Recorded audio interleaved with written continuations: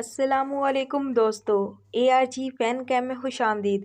दोस्तों, आलमी T20 cup में पाक भारत मैच के दौरान दी जाने वाली नो बॉल का तनाज़ा शिद्दत पकड़ता जा रहा है।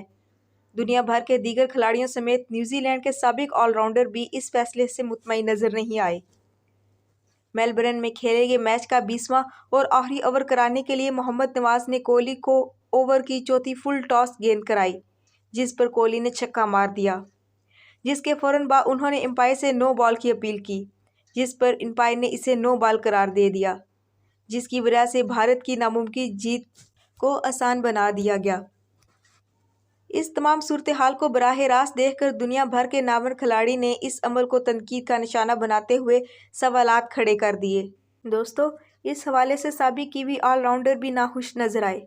साबिक कीवी क्रिकेटर ग्रांट इलियट ने पाक भारत मैच पर अपना माहिराना तबसरा किया। ऑलराउंडर ने नो बॉल पर बोल्ड होने और बाय पर 3 रन होने पर सवाल उठाते हुए कहा कि मुझे ऐसा क्यों लग रहा है कि वर्ल्ड कप के बाद ये कानून तब्दील हो सकता है। अपने पैगाम में इनका कहना है कि हम सब ये सोचने पर मजबूर क्यों हैं कि नो बॉल पर बोल्ड होने वाले का रन लेने का कानून तब्दील होना चाहिए।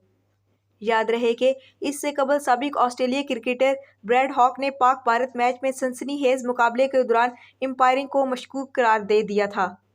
विराट कोहली ने आखिरी ओवर की तीसरी गेंद पर छक्का मारा और फिर अंपायर से मुतालबा किया कि ये नो बॉल है, और फील्ड अंपायर ने इसे नो बॉल करार दे दिया। तो इस नो बॉल पर रिव्यू क्यों नहीं लिया गया? फिर उन्होंने सवाल उठाया कि जबकि नो बॉल से अगली गेंद पर विराट कोहली क्लीन बोल्ड हुए तो इस बॉल को डेड बॉल क्यों नहीं करार दिया गया? दोस्तों, धांधली से भारत जीत तो गया, लेकिन इस जीत ने कई सवालात उठा दिए। आपका पाकिस्तानी टीम के बारे में क्या कहना है? अपनी राय का इजहार ज़रूर कीजिएगा। अगली वीडियो तक अल्लाह हाफिज़।